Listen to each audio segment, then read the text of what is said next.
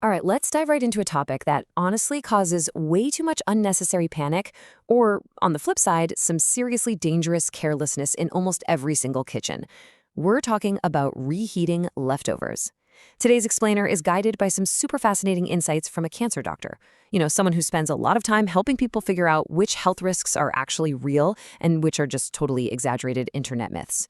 So we're going to look specifically at 4 foods you've probably been warned never to reheat. We'll see what the actual science says, and more importantly, figure out how to handle your food safely so you can just eat without the worry. This brilliant quote really hits the nail on the head and reveals a huge blind spot for most of us. Think about it. You reheat something from yesterday, it smells fine, it looks perfectly fine, so you just eat it, right? Well, relying on that classic smell test is actually a terrible indicator of food safety. Lots of the most dangerous bacteria produce literally zero odor. None, which definitely sets the stakes for our explainer today. I mean, if you can't smell the danger, how on earth do you avoid it? Well, here's the crucial point we need to understand right off the bat. And honestly, this is a total paradigm shift for a lot of folks. Reheating food isn't inherently dangerous. I mean, humans have been safely reheating meals for centuries. The simple act of applying heat again doesn't magically make your food toxic. No, the real villain here is what happens during the between time. It is all about how that food was cooled down, how it was stored, and how many times it went through that hot to cold cycle before it finally made it back to your microwave or stove. And that between time matters so much because of what scientists call the danger zone.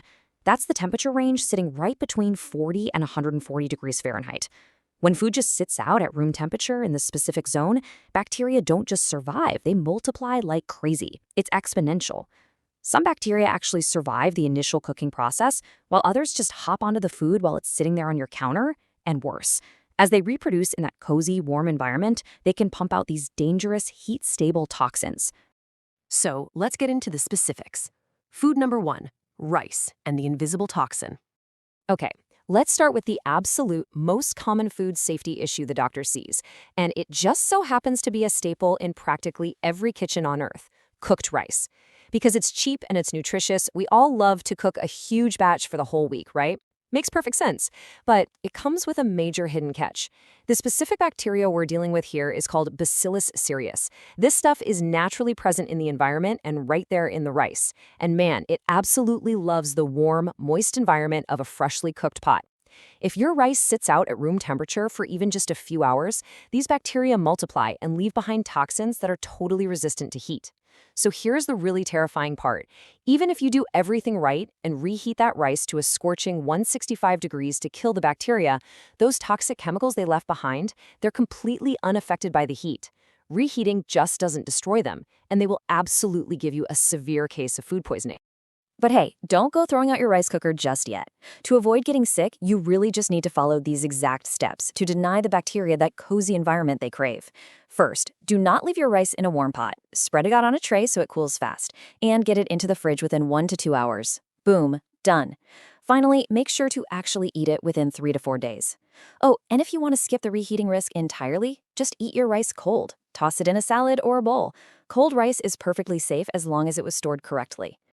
Moving right along to food number 2, chicken and the reheat cycle.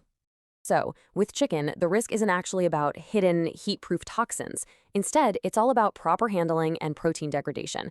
Chicken is, of course, incredibly popular to bulk cook, but you gotta use a very different safety approach than you do with rice. The absolute biggest mistake people make here is falling into what we call the reheating cycle trap. You know the drill: taking a huge batch of chicken out of the fridge, heating the whole thing up, eating a little bit, and tossing the rest back in. Doing that creates endless opportunities for nasty new bacteria, like Salmonella or Campylora, to grow during all those cooling phases. Plus, constantly reheating meat totally degrades the protein and just ruins the texture anyway. So the safe method: portion it out first and reheat it exactly 1 time. And according to the USDA, 165 degrees is the magic number for poultry. Your chicken has to reach an internal temperature of 165 when it's first cooked. Because look, if it's undercooked that first time, no amount of reheating later on is going to magically make it safe. And when you do reheat those leftovers for that one single permitted time, grab a meat thermometer and make sure it hits 165 again. Seriously, no guessing allowed here. All right, on to food number 3. Spinach and the cancer myth. Okay, now we're going to pivot away from actual bacterial risks and bust some major internet myths, starting with reheating leafy greens like spinach, beets, and lettuce. For literally decades, there's been this persistent rumor going around that putting these veggies in the microwave is incredibly dangerous. Well, the crucial point to understand here is the massive difference between a 1970s laboratory theory and, modern science. The scary internet myth claims that heating spinach converts its natural nitrates into nitrites, which then magically become cancer-causing compounds. But honestly, this 40-year-old fear has practically zero real-world human evidence backing it up.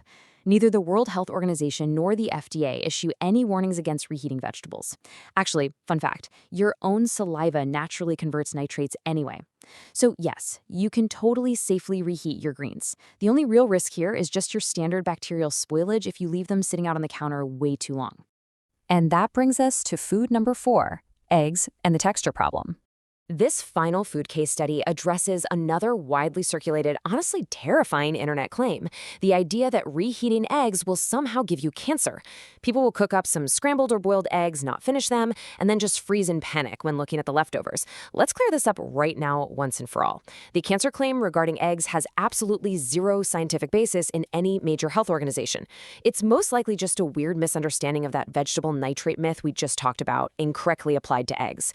What actually happens when you reheat eggs is that the proteins denature. They break down further. This makes the texture, well, unpleasantly rubbery, and it can give the yolk this really gross gray-green ring of ferrous sulfide. But look, while it might look completely unappetizing, it is 100% safe from a chemical standpoint. The FDA doesn't warn against it at all. So let's talk about the 6 real culprits. Now that we've debunked those specific food myths and clarified the real science, let's do a rapid-fire look at the actual mistakes creating danger in your kitchen. Because as we've learned, it is almost never the microwave's fault. These 6 behaviors right here are the real reasons people get sick from leftovers. Leaving food in that temperature danger zone for more than 2 hours, that's the biggest offender by far. But we also have to watch out for leaky containers that just invite contamination, or using plastic that leaches chemicals when it gets heated. We've already talked about the dreaded reheating cycle trap and improper initial cooking. And finally, we really have to stop thinking the fridge just magically stops bacteria completely, or trusting our noses to detect totally odorless toxins. These are the habits we absolutely need to break. Which leads us to the golden rules of leftovers. To solve this whole problem and completely remove the fear of leftovers, we don't need to panic. We just need to rely on a few incredibly simple, totally evidence-based principles that will keep our kitchens perfectly safe. Following these exact rules covers like 95% of food safety. First, cool your food quickly. Don't just leave a massive boiling hot pot on the stove to cool down slowly. Get it into the fridge within 2 hours in sealed glass or BPA-free containers. And label them so you aren't playing a guessing game about how old they are. Always thaw your frozen foods in the fridge, never out on the warm counter. Try to eat everything within 3 to 4 days, and when you finally do dig in, use a thermometer to reheat it to 165 degrees exactly 1 time. You do this, and you literally turn into a leftover hero instead of a victim of bacterial growth. And this right here brings us to the ultimate safety net. If you open your fridge, look at a container, and you genuinely cannot remember when you cooked it, just throw it out. Discarding a few bucks worth of old food is literally always a better trade-off than suffering through days of severe food poisoning. Trust me on that one. As the cancer doctor points out, people generally tend to fall into 2 camps. They're either way too paranoid about food safety, throwing away perfectly good meals based on silly internet myths, or they are wildly careless, leaving food out overnight and totally risking their health. The truth? It's right there in the middle. By understanding the actual science, that bacteria grow in very specific conditions, that proper storage prevents that growth, and that the right amount of heat kills what's there, you can make informed, safe decisions without all the stress. You see, food safety really isn't a mystery at all when you break it down like this. I would love to know which of these myths or scientific facts caught you off guard today in this explainer. Was it learning about those invisible toxins in the rice? Or maybe finding out the whole spinach cancer scare was totally overblown? Let's keep this conversation going, and until next time, go safely enjoy those leftovers.